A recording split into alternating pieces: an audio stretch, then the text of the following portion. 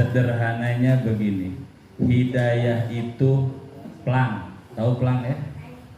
Tujuan Palembang, ada bacaan Palembang, tanda panah 7 km misalkan.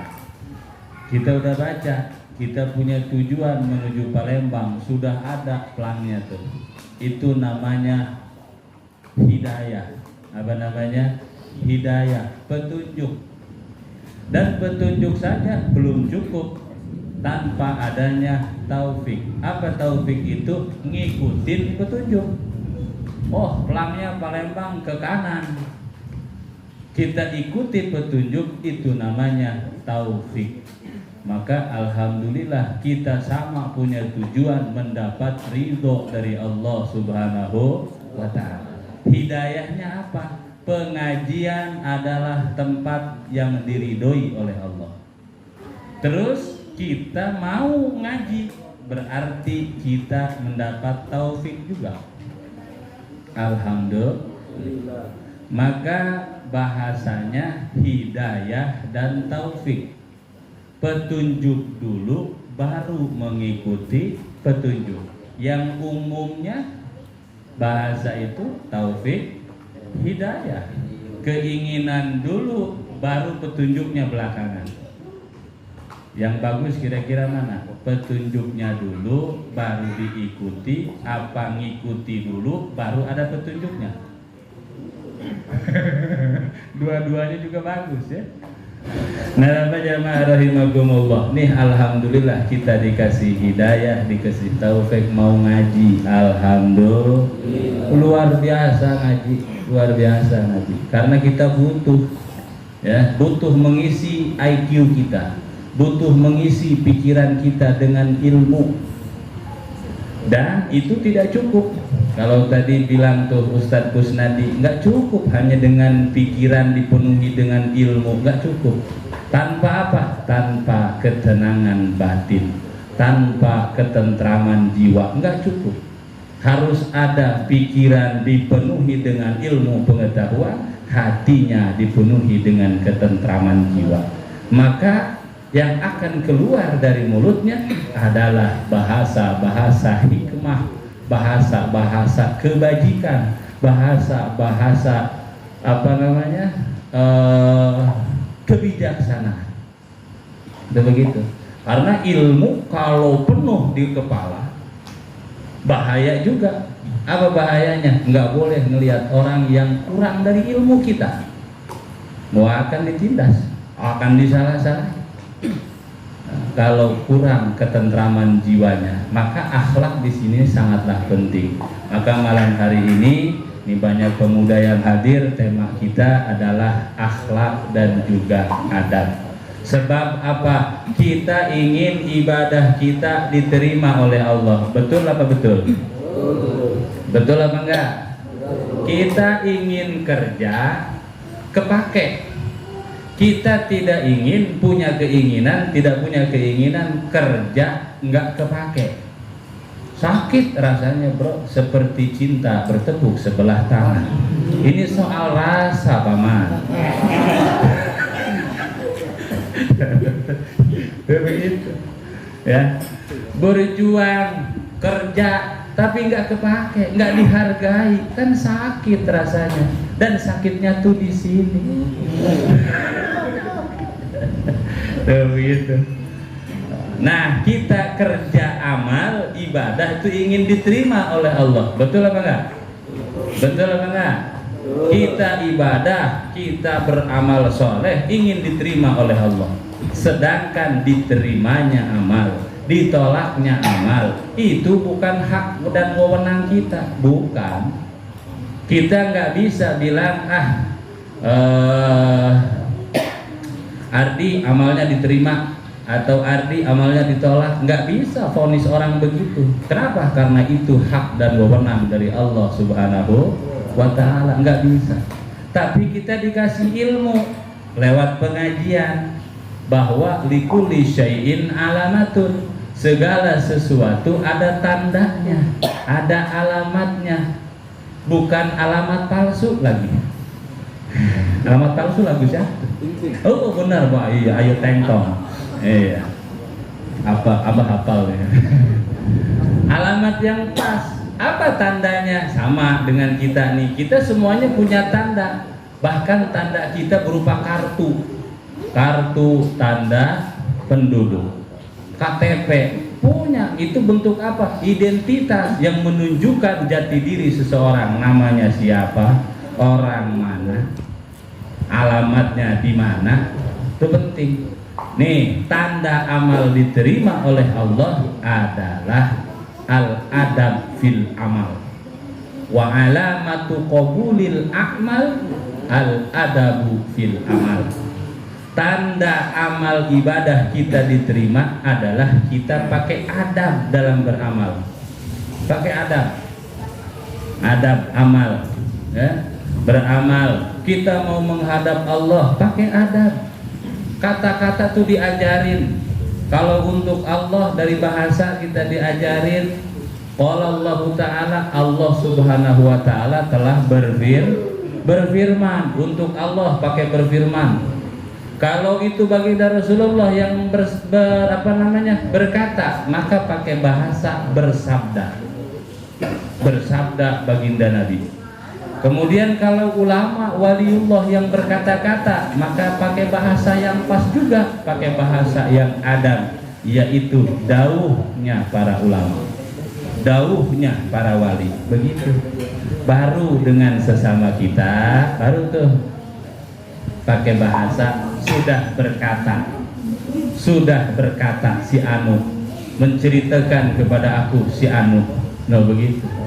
Bahasa pun kita diajarin adab, apalagi urusan ibadah menghadap Allah Jalla wa'ala haruslah memakai adab.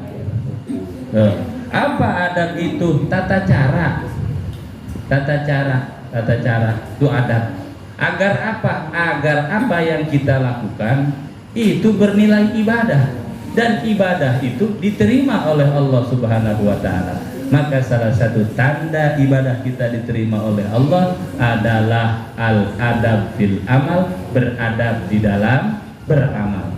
Sholat pakai adab, sholat ya, pakai adab sholat kita. Sebelum sholat pakai adab, karena yang mau kita hadapi itu yang punya alam.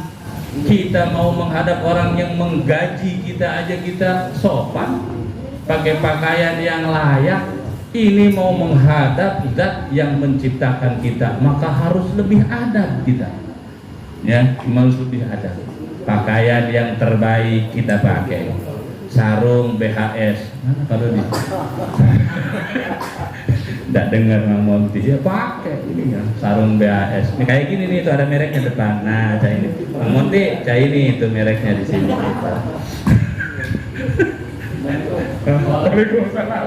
Alhamdulillah sehat, berkah. Sebelah sini, itu dingin, tuh kami sini. Dingin sebelah sini, dekat kompor kalau sini. Alhamdulillah. Nah, Bapak jamaah rahimakumullah, tuh malam hari ini kita nyeritain tentang adab dalam beramal. Sholat pakai adab. Sebelum sholat, karena mau menghadap Allah, pilih pakaian. Bahkan adabnya itu pakai minyak wangi. Pakai minyak wangi sebelum sholat, ya. Minyak wangi. Kalau nggak punya minyak wangi, kita minta sama bini embodinya.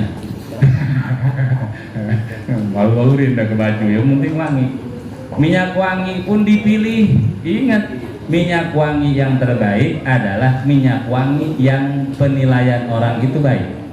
Bukan kata kita minyak wangi itu. Tanya dulu sama kawan, cak mano minyak wangi aku, pas apa enggak kalau dipakai? Pas, wangi. Jangan ke satu orang nanyanya, 2 orang, 3 orang, 4 orang olesin. Enak gak wanginya? Enak. Nah, terusin. Jangan semau-mau kita, karena selera orang beda-beda. Ketika memaksakan selera kita dan ternyata minyak wangi itu bikin orang pingsan. Nah, jangan pakai. Ada minyak wangi itu ya. Lagi puasa Ramadan, naik taksi, kalau di kami angkot lah. Kalau di sini taksi, siang hari begitu masuk minyak misi, ada yang pakai minyak misi. Masya Allah, mabok kita rasanya. Nah, jemaah rahimakumullah, tuh al-adab fil amal adalah tanda amal kita diterima oleh Allah Subhanahu wa ta'ala. Demikian yang bisa kami sampaikan. Kita lanjutkan dengan zikir sebelumnya sambil ngopi. Ada yang mau ditanyakan soal adab, silahkan, monggo. Boleh, silakan. Nama, alamat, nomor nik. Assalamualaikum warahmatullahi wabarakatuh. Izin Bang bertanya. Ya, diizinkan. Kalau adab terhadap Al-Quran kayak gimana Bang? Adab terhadap Al-Quran. Terhadap Al-Quran. Ya, kita Itu ya. Assalamualaikum warahmatullahi wabarakatuh. Warahmatullahi wabarakatuh. Adab terhadap Al-Quran. Pertama, banyak dari sekian adab kita terhadap Al-Quran. Karena Al-Quran itu kitab suci kita.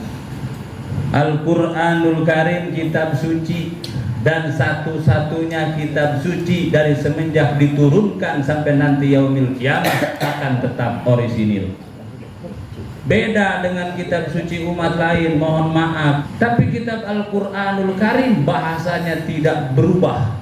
Di pelosok manapun tidak akan berubah. Ya, Bapak lari ke Cina, Al-Qurannya sama, nggak pakai bahasa Cina, tetap pakai bahasa Arab. Paling suaranya aja yang beda. Karena sholawatan pun bisa beda gimana daerahnya. Ya, yo, Bapak berangkat ke Cina, sholawatannya pakai lagu Cina di sana. Enggak dipraktekin, enggak usah dipraktekin.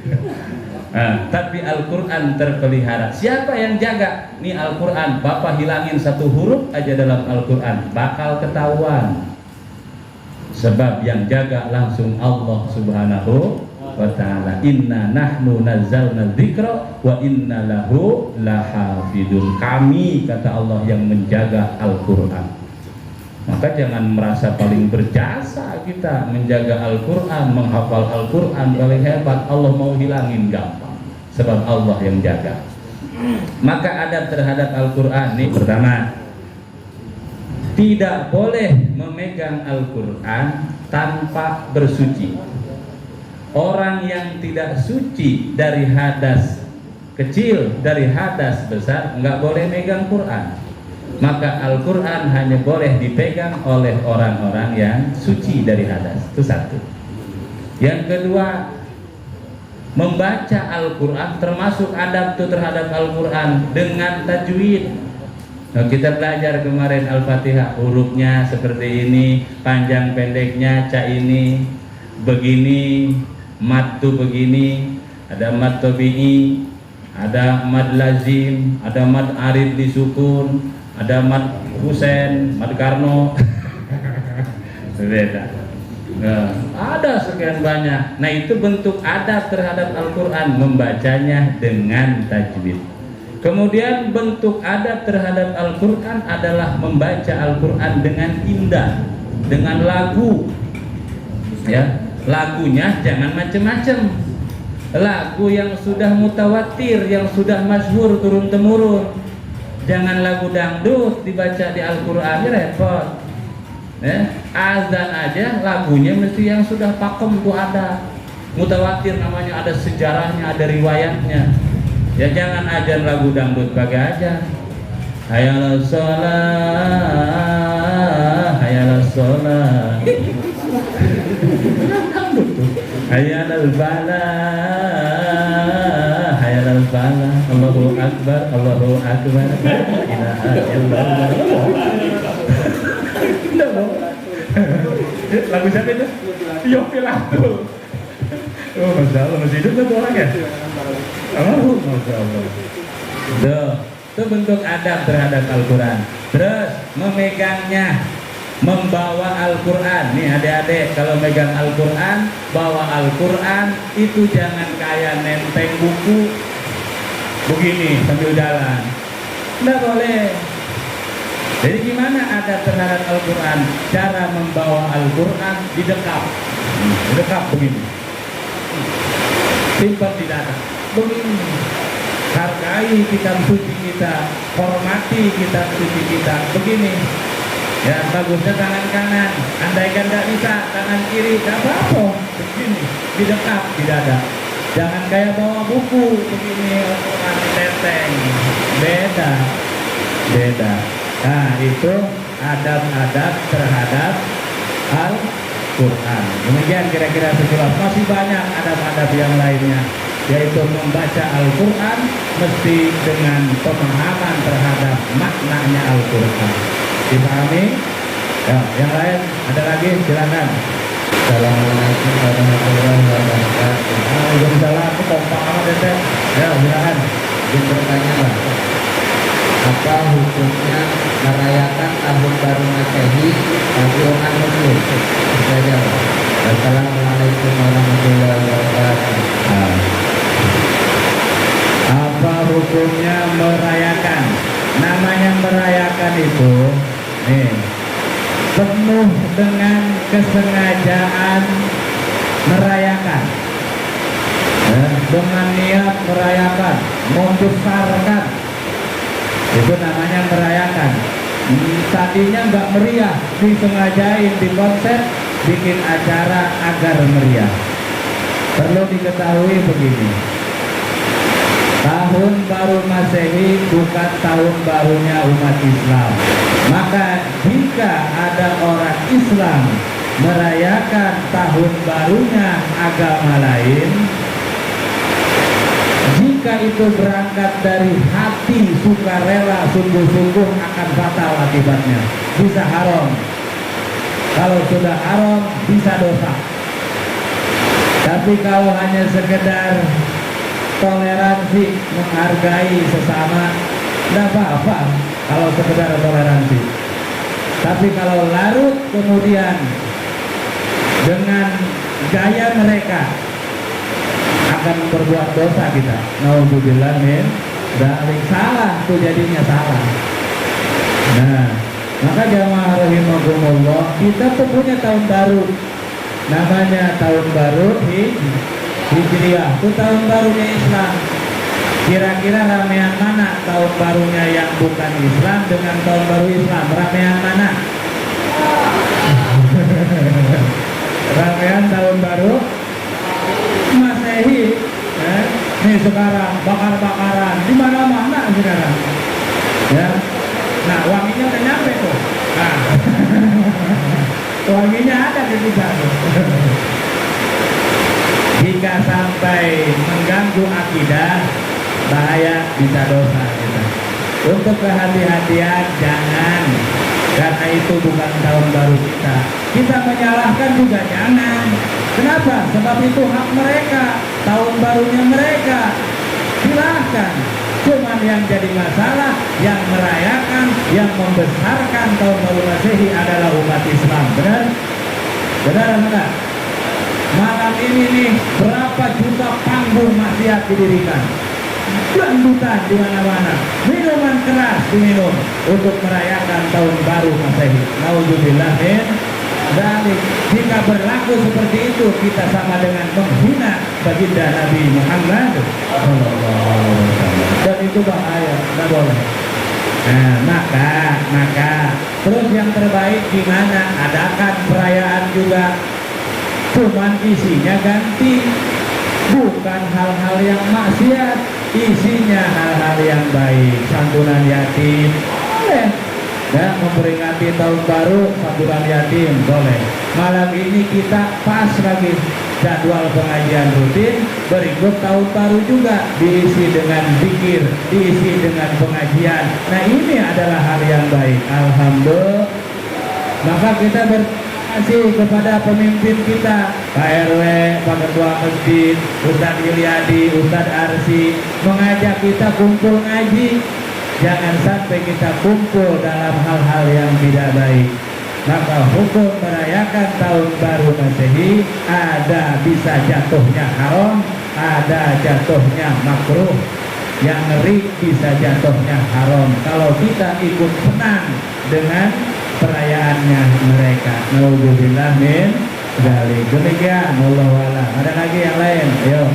Assalamualaikum warahmatullahi wabarakatuh. Waalaikumsalam. Bagaimana adab kita di dalam masjid atau musola? adab kita di dalam masjid dan musola. Dan terima kasih. Wassalamualaikum warahmatullahi wabarakatuh. Waalaikumsalam warahmatullahi wabarakatuh. Adab apa tadi? Adab masjid. Oh, masuk masjid. Oh ya.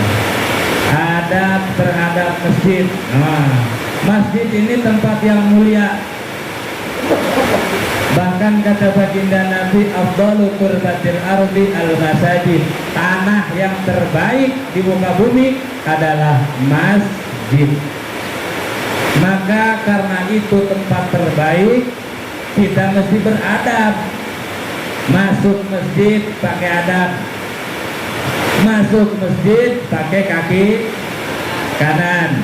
Terus baca doa. Doanya gimana? Allahumma ftahli abwaaba rahmatik. Itu doa masuk masjid. Sudah di dalam masjid, adab terhadap masjid, sholat sunnah 2 rakaat. Namanya sholat sunnah tahiyatul masjid. Kemudian apa? Adab di dalam masjid, menjaga kesucian masjid, menjaga kebersihan masjid. Ini mah wajib nih. Kalau yang tadi sunnah, masuk masjid kaki kanan itu sunnah, baca doa sunnah, sholat sunnah tahiyatul masjid sunnah. Ada yang wajib ketika sudah di dalam masjid, apa? Menjaga kesucian masjid dan menjaga kebersihan masjid. Itu wajib, nggak boleh enggak. Maka haram hukumnya meludah di masjid. Meludah, tahu meludah ya? Itu haram di masjid. Jadi kalau ingin meludah keluar atau ke baju, itu boleh, asal jangan ke lantai masjid. Itu haram, nggak boleh ya. Kemudian di dalam masjid nih, perhatiin, tidak boleh membicarakan urusan duniawi, nggak boleh. Ngobrolin dagang nggak boleh. Ngobrolin bisnis dalam masjid nggak boleh. Apalagi berpolitik praktis dalam masjid nggak boleh. Nggak boleh. Kampanye di dalam masjid nggak boleh. Sebab itu urusan duniawi, nggak boleh. Ya, bisnis dalam masjid nggak boleh. Di dalam masjid urusannya adalah urusan ibadah, urusannya adalah urusan akhirat, bukan membicarakan urusan duniawi. Tuh, dalam masjid tuh dijaga. Kalau ada najis, kotoran cicak atau apa, buru-buru bersihkan, buru-buru sucikan lagi. Nah, itu adab dalam masjid. Kemudian kita keluar dari masjid, baca doa. Apa doa keluar dari masjid? Allahumma inni as'aluka min fadlika. Hafal ya? Hafal?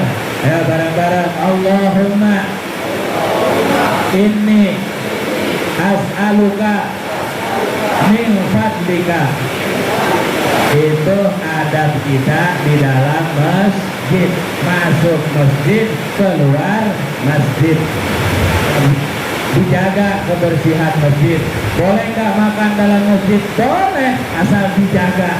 Sesudahnya nggak boleh ada kotoran-kotoran. Bersihkan langsung.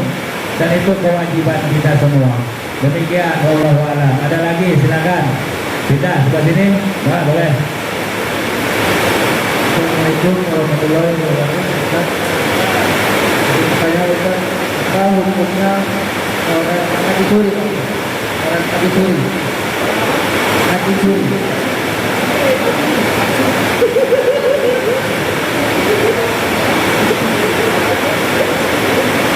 Apa hukumnya orang mati suri? Oh, serem amat ya, mati suri ya. Jadi mati suri itu mati yang gak jadi. Gak jadi mati, hidup lagi. Nah, hukumnya orang mati suri oleh ulama disamakan dengan orang yang pingsan. Kalau pingsan ya? Pingsan. Orang yang pingsan itu disamakan dengan orang yang lupa, dengan orang tidur. Maka dia punya uzur dalam ibadah. Nggak ibadah, nggak apa-apa. Tapi setelah hidup lagi dari mati suri, dia wajib mengkodok ibadah yang dia tinggalkan, wajib membayar. Mati surinya berapa hari? Ya, mati surinya cuma sehari. Misalkan maka dalam sehari dia nggak sholat, wajib dibayar sholatnya. Dia nggak puasa, wajib dibayar puasanya. Orang mati suri hukumnya seperti orang yang tidur, seperti orang yang lupa. Uzur sholat tapi wajib diganti sholatnya. Demikian. Dan saya belum alami mati suri, jadi nggak tahu kayak gimana prosesnya. Assalamualaikum warahmatullahi wabarakatuh.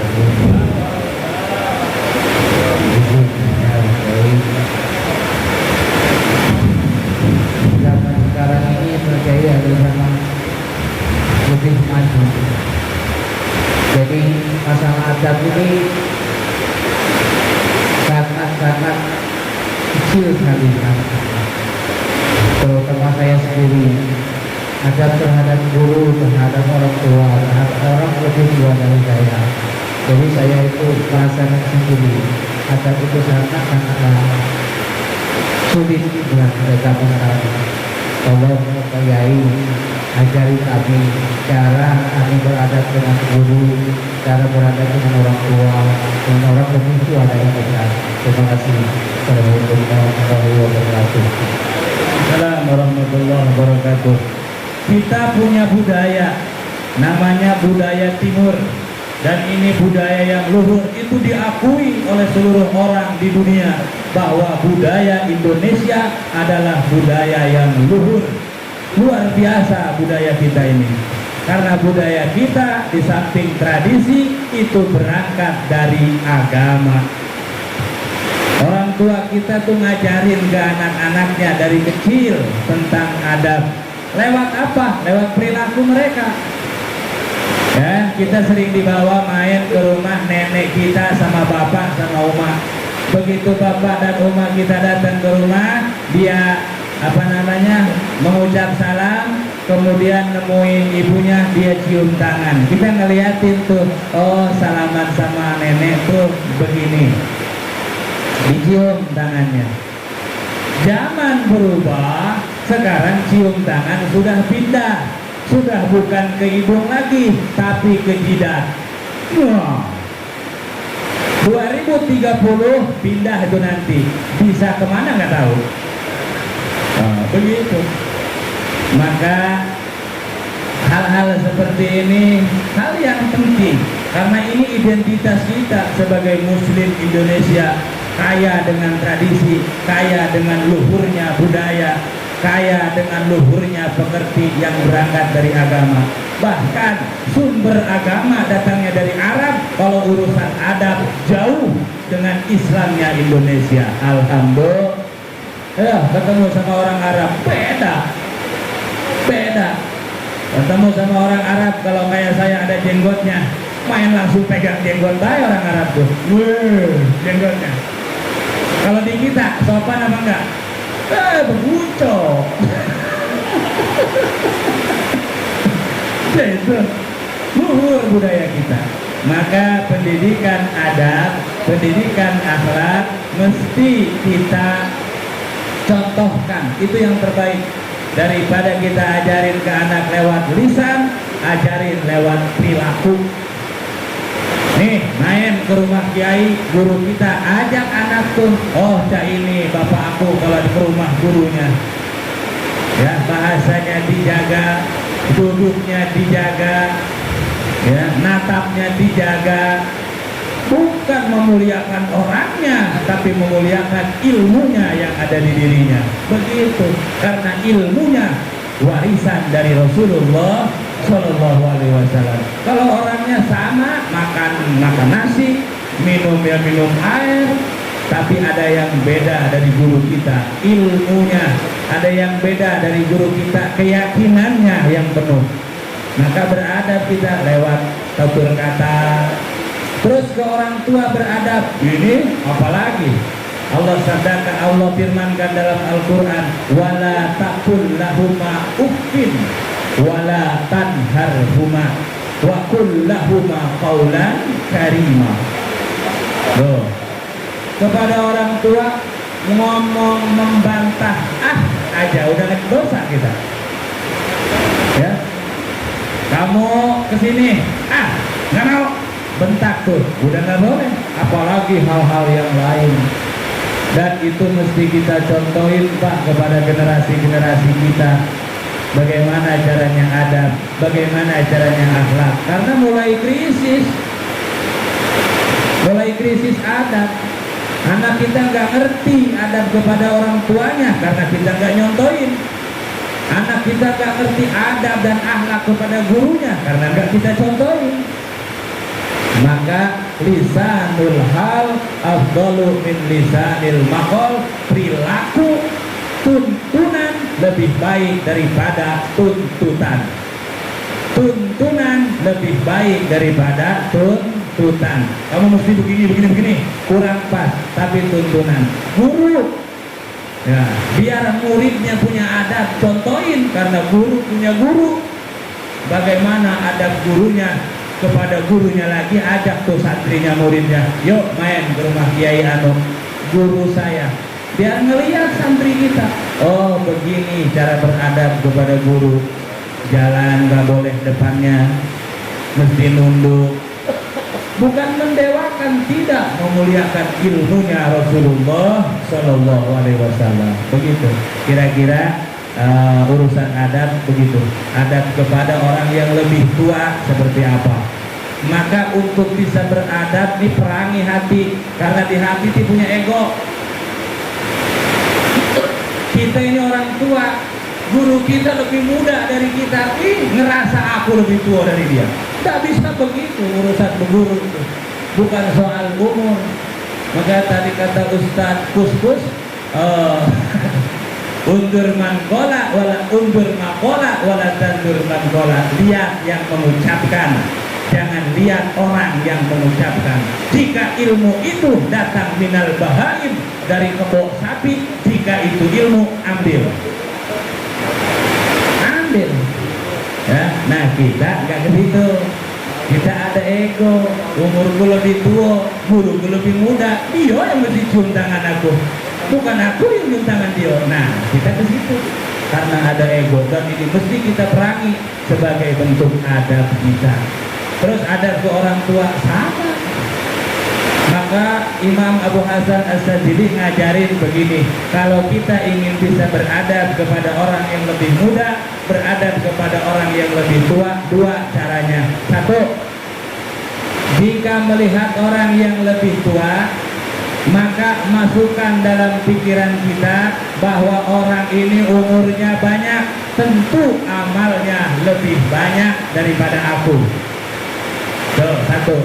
Jika melihat orang yang lebih muda dari kita, masukkan dalam pikiran kita, ini orang umurnya masih muda, maka dosanya masih sedikit jika dibanding dengan dosa-dosaku.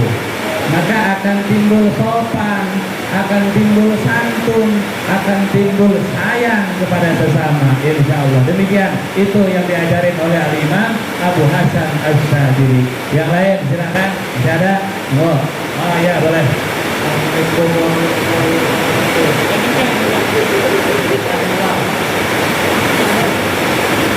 Bagaimana akan ketika bersin? Ada ketika bersin. Oh, ada bersin. Oh, bersin. Ketika kita bersin, ya, adab kita adalah satu, menutup mulut kita. Adabnya bersin, tutup mulut, ya, karena itu akan menyembur. Itu adab pertama. Yang kedua, ketika kita mendengar orang yang bersin, maka kita baca doa. Ada orang bersin, kita dengar baca doa. Apa doanya? Yarhamukallah. Yarhamukallah. Terus orang yang bersin mendengar dibacakan doa, maka balas doa. Apa balas doanya? Yahdikumullah.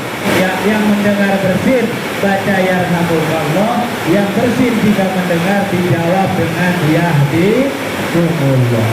Dipahami? Dan ada bersin itu ditutup mulut kita, tutup mulut, biar gak muncrat kemana-mana. Apa tahu muncrat?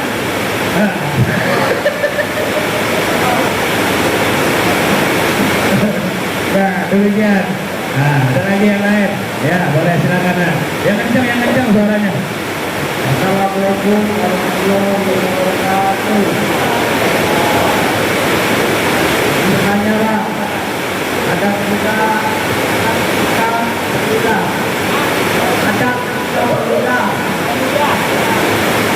Assalamualaikum warahmatullahi wabarakatuh. Assalamualaikum warahmatullahi wabarakatuh. Adab meludah. Nih, adab meludah itu makruh meludah ke depan. Depan itu makruh meludah. Terus makruh meludah ke sebelah kanan. Itu makruh. Jadi meludah itu kemana? Ke sebelah kiri, di kaki kita, dekat kaki. Sebelah kiri, bawah kaki. Itu ada meludah. Jangan ke depan, makruh. Jangan meludah ke kanan, itu makruh. Maka meludah itu ke sebelah kiri, di bawah tangan, dekat kaki. Itu ada meludah. Kita kan sembarangan baik meludah. Udah tahu rumah pinggir jalan, meludah ke depan jalan. Ada orang lewat, kena masalah begitu. Itu ada meludah. Dipahami ya? Gak boleh ke depan, gak boleh ke kanan, tapi ke bawah sebelah kiri. Itu ada meludah. Nah, kata ulama begitu ngajarin. Ya, yang lain silakan. Yang kencang. Waalaikumsalam.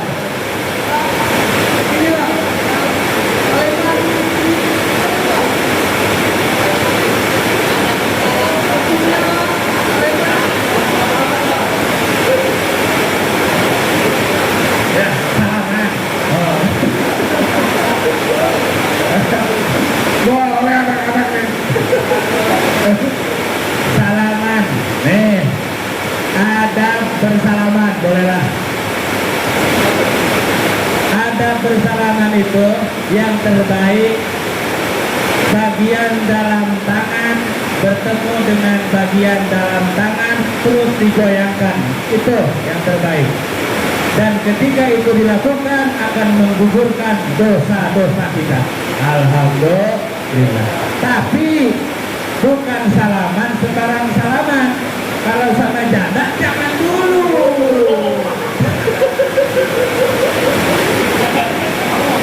Dari jauh Pak, jarak 2 kilo udah begini.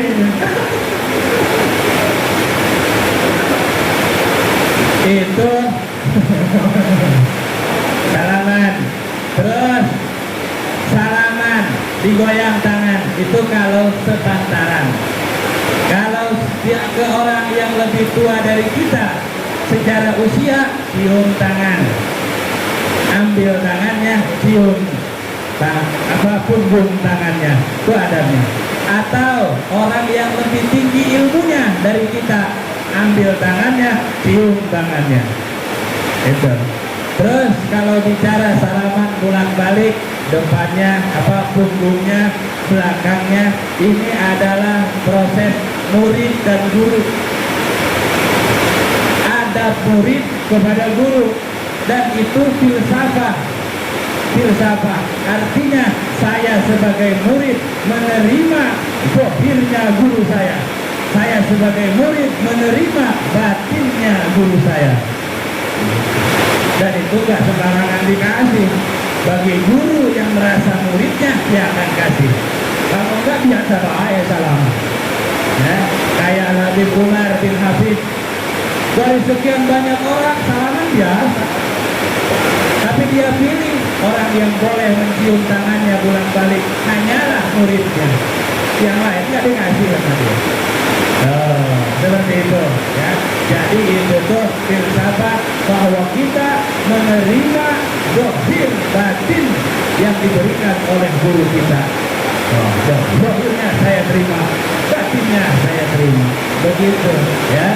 Itu bagian dari adab murid kepada guru. Pahami? Oke, yang lain silakan. Assalamualaikum warahmatullahi wabarakatuh. Waalaikumsalam. Aman. Izin bertanya, ini ada pertanyaan. Bagaimana adab berbicara yang diajarkan dalam Islam? Adab berbicara.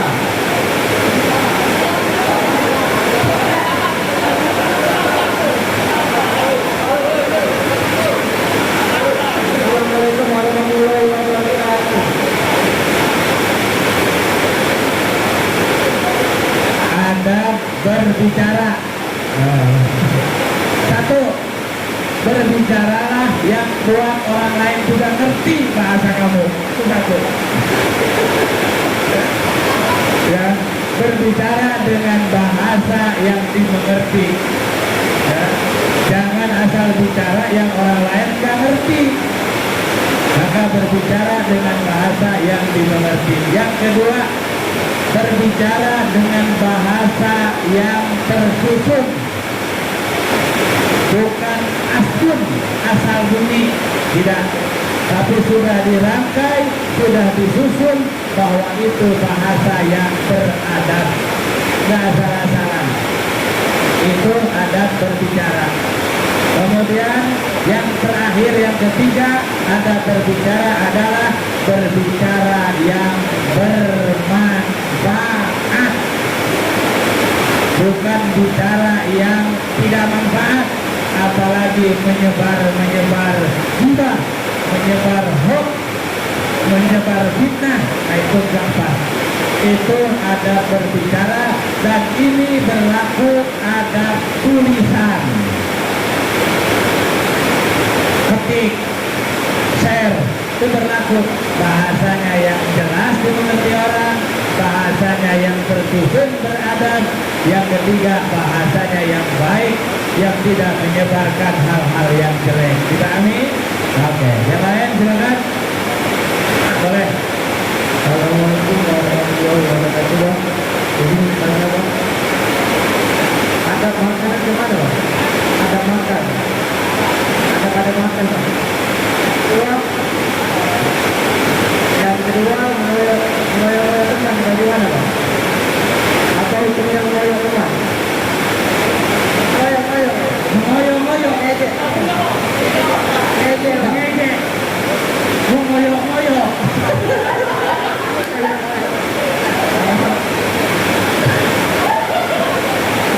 Nah, ini contoh bahasa yang dia ngerti, saya nggak ngerti.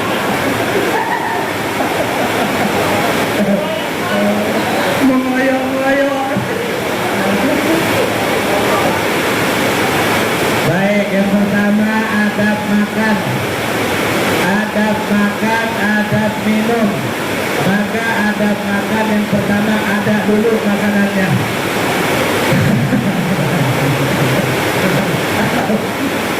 Kalau nggak ada buat apa? Yang pertama adab makan. Yang pertama adab makan, pakai tangan kanan. Itu kalau sudah jadi kebiasaannya kanan. Sebab ada orang yang terbiasa kidal, maka dia makan pakai tangan kiri karena sudah jadi kebiasaan. Jangan disuruh ke kanan, nggak bisa makan orang. Orang sudah terbiasa kiri dia. Nah, pakai tangan kanan, terus berdoa sebelum makan. Doanya kita hafal. Apa doanya? Allahumma. Nah, itulah doanya. Minimal bismillah. Bismillahirrahmanirrahim. Terus jika makanan itu masih panas, nasinya masih panas, maka jangan ditiup, itu makruh. Jangan ditiup-tiup, makruh. Biarkan biar dingin. Atau kuatkan tangannya. Jangan ditiup, itu makruh karena akan menghilangkan barokah makanan. Gitu. Itu ada makan ya. Terus hukumnya mengoyok-ngoyok. Hukumnya mengoyok-ngoyok tuh mengejek ya. Oh, yang sekarang viral tuh membuli. Hukumnya membuli, hukumnya mengejek orang, menghina orang, menjatuhkan martabat orang, menjatuhkan harga diri orang, hukumnya haram dan bahkan bisa makan dengan hukum fitnah. Naudzubillah min dzalik. Dosa fitnah kayak apa coba? Al fitnatu asyaddu minal qatl. Fitnah itu lebih kejam daripada, maka dosa membuli bisa makan dengan dosa fitnah. Naudzubillah min. Maka jangan ada bully membuli. Teman kita sudah jelek, jangan dibully. Ya, motivasi, tenang. Ada juga yang jelek kok. Begitu. Nah, dipahami ya. Wallahu a'lam. Ya, yang lain.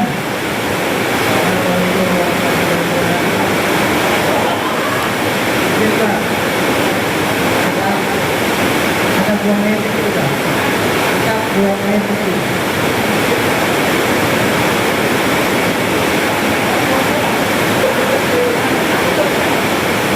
Ada buang air. Nah, ada buang air. Nih, ada buang air kecil, nggak boleh berdiri. Bagi laki-laki, apalagi bagi perempuan. Laki-laki kencing tidak boleh berdiri. Kencingnya duduk, kecuali darurat. Nah, terus dicuci, jangan digesek-gesekin ke tiang listrik.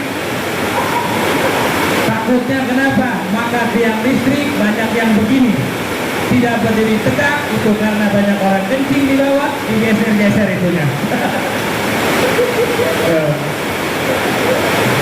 Terus ada buang air, nggak boleh ngadep kiblat, nggak boleh. Dan juga tidak boleh membelakangi kiblat, nggak boleh ngadep kiblat, nggak boleh membelakangi kiblat. Itu adabnya buang air. Terus tidak boleh kencing di air yang diam, air yang tidak ngalir, air yang tergenang, kencing di situ nggak boleh, makruh. Terus nggak boleh kencing di yang lubang-lubang tanah, misalkan ada lubangnya, semuanya dikencingin, udah tahu ada semutnya di dalam, itu nggak boleh, nggak boleh. Maka pilih kencingnya di mana, toilet. Ya. Terus nggak boleh kencing di bawah pohon yang sedang berbuah. Pohon yang sedang berbuah, ada pohon mangga, pohon jambu, kencing tuh di bawahnya, lagi berbuah pohonnya, nggak boleh. Nggak boleh berdiri, nggak boleh ngadep kiblat, nggak boleh membelakangi kiblat, tidak boleh kencing di tempat air yang tergenang, tidak boleh kencing di tempat berlubang, ada lubang-lubang kecil, ente kencing di situ. Jangan, sebab ada makhluk Allah di dalam. Terus tidak boleh kencing juga kencingin tulang. Ada tulang tuh berserakan, kita kencingin tulang itu, nggak boleh. Kenapa? Karena tulang itu makanan makhluk lain, makhluk jin. Jin itu makanannya saripati tulang. Tulang itu ada sumsumnya, nah itu makanannya jin. Ya, maka yang suka tulang hati-hati, siapa tahu dia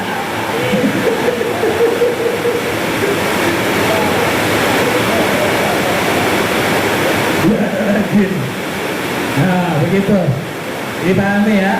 Itu adabnya buang air kecil. Yang jelas jangan kencing berdiri, kencinglah sambil duduk, duduk ya, jangan berdiri. Maka saya suka protes, di masjid disediakan tempat kencing untuk yang berdiri. Saya protes, ini masjid ngajarin agama dong ya, biar duduk kencingnya ya, karena itu bahaya ya. Terus setelah kencing, bagi laki-laki nih, kalau udah kencing itu dianjurkan berdehem biar air keluar semua, biar air seni keluar semua. Terus diurut-urut. Nah, sudah diurut-urut, dipukul.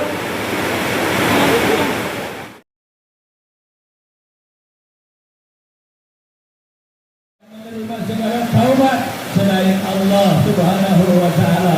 Ya Allah, ampuni seluruh dosa muslimin muslimat saudaraku di mana saja berada. Jangan kau turunkan azabmu, jangan kau turunkan laknatmu, jangan kau turunkan siksamu, tapi turunkanlah rahmatmu, taufikmu, hidayahmu kepada saudara-saudara kami yang sedang bergelombang dalam jurang maksiat, yang sedang berjatuh dalam kubangan dosa. Ya Allah, innaka antat tawwabur rahim. Sesungguhnya Engkau adalah Maha penerima taubat, sesungguhnya Engkau adalah Maha pengasih dan penyayang. Astagfirullahaladzim, astagfirullahaladzim,